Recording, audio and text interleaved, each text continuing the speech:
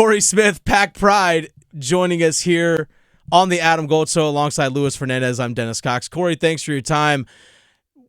We've seen Ebenezer Dwana now is in the transfer portal. We know Terquavion Smith is likely going to go to the NBA. Jarkel Joyner out of eligibility.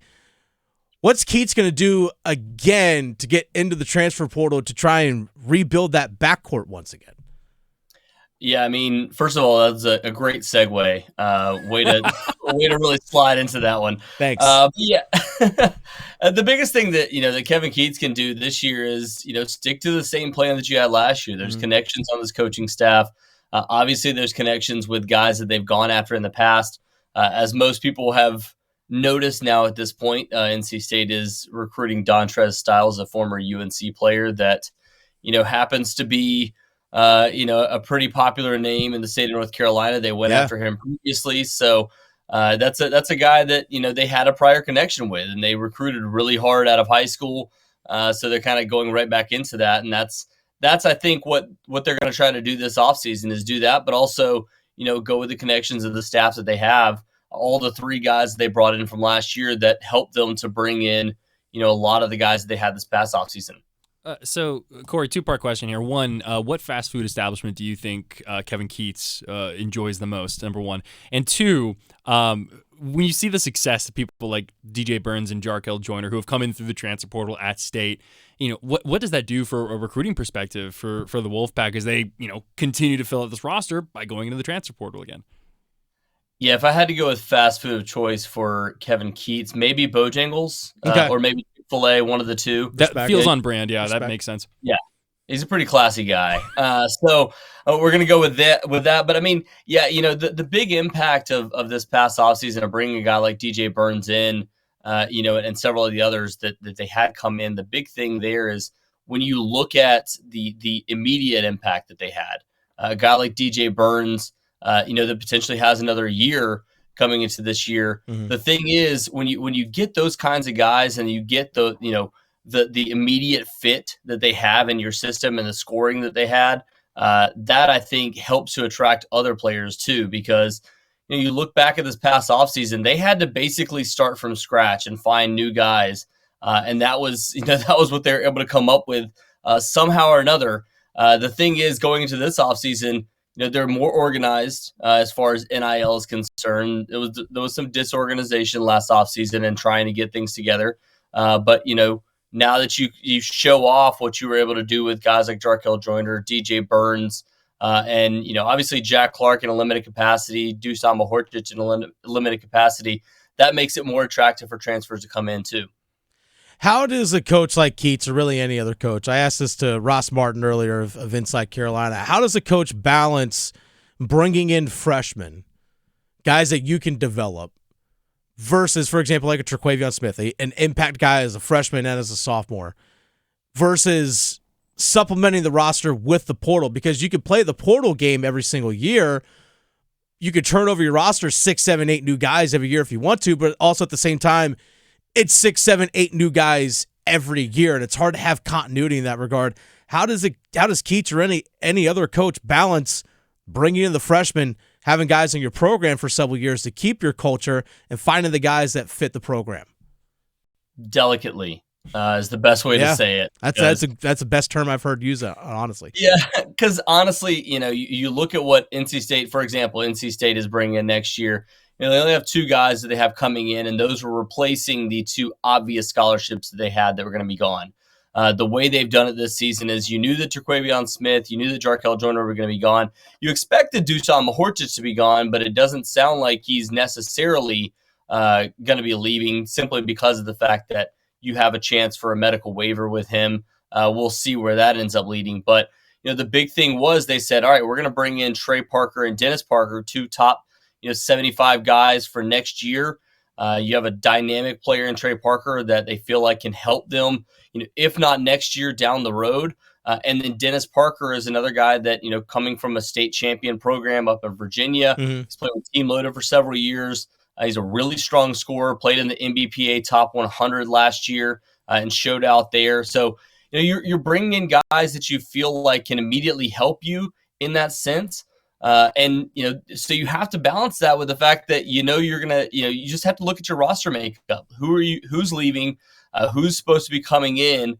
And that's what Keatts did this past offseason. You knew that guys like Sean Phillips that you were hoping was going to come in decommits and goes elsewhere. Well, all right, we know we need a big man. Let's go out and find DJ Burns and Dusan Mahorcic because those guys can replace Manny Bates and Sean Phillips. Mm-hmm. The expectation of one coming off the bench and one being in the starting rotation. So I think this offseason, that's exactly what they're going to do again is fill those voids that you have with inexperience, as of right now, and try to build that inexperience so that by the time you get there, you can actually be able to kind of figure out what your roster makeup is going to be for each and every single season. Like, again, example, LJ Thomas for NC State this past offseason, this past season, really developed, wasn't able to get on the court a ton, but the hope is that you get him back next season and he can be, a really, really key player at that, that shooting guard rotation. Do you go out and find somebody that can immediately fill the void that Terquavion Smith left? Or do you say, hey, we get somebody that can be in a competition with him to step in and take that void? That's a great example of that because he did really take advantage of the opportunities that he did get, even though there weren't as many out there. Okay, let's look at State as a whole, like big picture type thing right now. All right, so you come in this year, overperform, I think, a lot of people's expectations for this Wolfpack team. You get to the NCAA tournament again, and you get a tough draw in that first round, a team against Creighton, who we've seen make it to the Sweet 16 now. What do you see this NC State team? How do they take that next step as a program under Keatts? I know that's a very big picture question, but what does that look like? Yeah, I think the next step this upcoming year is, not only getting back to the NCAA tournament, but, winning a game, making a run, potentially trying to get to a Sweet 16. It's funny because we talked about this last offseason, and it was, all the questions were, what does NC State need to do to be able to, for Keatts to be off the hot seat? And it was make the NCAA tournament. And that seemed like, such a distant thing based off of going 11 and 22 last season. And then turning things around this season. I think the expectation going into this year is to make the NCAA tournament again, get a higher seed, compete for the ACC championship, which is hopefully what you can do if you're able to bring in, the types of guards that they're hoping to bring in and retain the players that they're hoping to retain. So I do think there's a chance to be able to compete there. And then at the same time, try to get to the NCAA tournament again, get a higher seed. Somewhere around, I don't know, somewhere between like a 5 and 7 would be obviously great because you have a much better matchup there, a team that you feel like you can beat. And hopefully don't run into a Creighton team that should have been a 3 seed, ended up being a 6 seed, mm-hmm. It was a 6 seed. Yep. Yeah. Should have ended up being a 3 seed and will more than likely make the Elite 8 and push for a Final Four. So. Cory Smith, Pack Pride, joining us here on the Adam Gold Show with Luis Fernandez. I'm Dennis Cox. We've seen Ebenezer Dwana is going into the transfer portal. Do you expect anyone else to be going into the portal? Or does a guy like Casey Morsell, DJ Burns use their final years of eligibility and stay at State? Yeah, I think a couple others will. At least one right now. But the thing is, for NC State, you have to go into, retain mode at this point. Yeah. Like you said, Casey Morsell is a key player that they hope to get back. DJ Burns is another one that, slipped up after the ACC or after the NCAA tournament loss and said, we'll be back next year. Wouldn't definitively say that he was going to be back, but, did put himself in the we conversation with the team next year.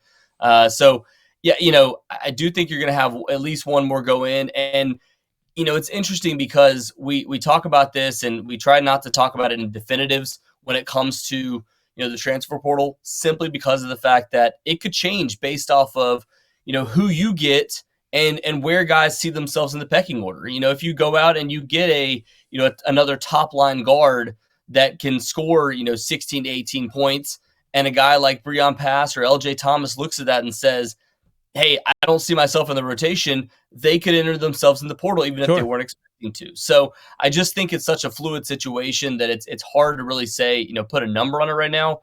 But I do know the big thing for NC State too, and we don't even talk about this, is the fact that they get the extra scholarship this upcoming year. you get that back that That's you right. lost That's true. this past season. So there is an extra spot to fill as well. So they can go out with some fluidity and know that, hey, we have this one to burn, but we also know that there's going to be a couple others that that might be gone, and AB DeWanda kind of starting that process. Hey, that's a good point. I didn't even think about getting that scholarship back. How willing is NC State to play? I like to call it play the NIL game. In terms of using NIL money, not only to maybe, again, I know you're not supposed to use it to entice recruiting and all that stuff. Let's be real. How much are they willing to use NIL in their collective to not only get recruits in that are freshmen, but to get some of these guys out of the portal, like, hey, you can come get this certain amount of money through our collective, and then you have the potential to earn more during your time here. Like DJ Burns, I don't know how much he got from the NIL collective to come to State, but I'm for darn sure that he probably is making more than when he initially was starting off, because the guy has become a star and face of the program, or one of them, I should say. How willing is NC State to quote unquote play the game? Yeah, I mean, I think they're very willing. They were very willing last year to do it. The unfortunate part is, things like the Pack of Wolves Collective, Savage Wolves is another one that's emerged here recently. There's several others that are out there. There's a company that's called Obsesh that's working with the baseball team right now and putting together, Meet the Pack Day for them. The big thing for NC State was, like I said earlier, it just wasn't very organized last year. And, they were having to depend very heavily on those connections. And, Jarkel Joyner coming over from Ole Miss, Levi Watkins was his coach there previously. Jack Clark was a guy that knew the NC State program pretty well. Actually, James Johnson got him before James Johnson left. So, a couple of those guys came in through those connections. The thing for, like you said, the big thing for NC State is you can not only say, hey, we're going to give you this baseline from the collective, but you can see the emergence of players like a Casey Morsell. It took him 2 years, but Casey Morsell even has had several NIL opportunities because of his successful play after transferring from UVA. Obviously DJ Burns is a big one. So you can not only go out there and say, hey, this is what you're going to get from us, but that those opportunities are going to come, because out of the 10 to 12 players that might actually get on the court, you have a pretty good shot of being one of the key faces of this team if you get into the starting rotation. Let me ask you this, Cory, because it does sound like there's a little bit of smoke in this situation. Dontrez Styles, should he choose to come to NC State, how would that make you feel? What do you think that does from a rivalry perspective for UNC and State? How would that make me feel? No, I mean, it's the big thing here. I think a lot of people are putting a lot of stock into this, like, hey, NC State just wants to poke UNC, or just want. I mean, honestly, Kevin Keatts, when he recruited Dontrez Styles back in the 2020 class, I believe it was, that whole year is a blur. But when they went out and recruited him, it was to be a very similar fit to a guy like Darion Sebron alongside Terquavion Smith. Like, they wanted him to be that kind of like drive slash to the basket type of guy, can play with the ball in his hands. And can play defense, and that's something that he actually did pretty well at UNC. So while I think a lot of people are going, oh, well, it's just because of the rivalry that they want Dontrez Styles. No, they want Dontrez Styles because of the type of player they feel like he can be, just like UNC wanted him for the type of player they felt he could be. But I think they want to give him kind of that second chance, and no better place to do it than at NC State, and be able to potentially beat UNC with him in that rotation. So I do think there's a little bit more than just the fact that it's a rivalry, because, man, they really love Dontrez Styles coming out of high school. Obviously the shot needs to improve, but you've seen what a driving type of player can do in this Kevin Keatts system. You saw it with Darion Sebron a couple years ago. You pair that with some shooters, you pair that with a big man down low that can score, and suddenly that really opens up this offense. Regardless of what that past school was, for sure, it's a good fit. It's a good fit for NC State for both parties. It is a good fit. Cory Smith, Pack Pride, give him a follow on Twitter at @RCorySmith. Thanks for your time, my man. We'll be in touch. Yes, sir. Appreciate you guys. Have a good show.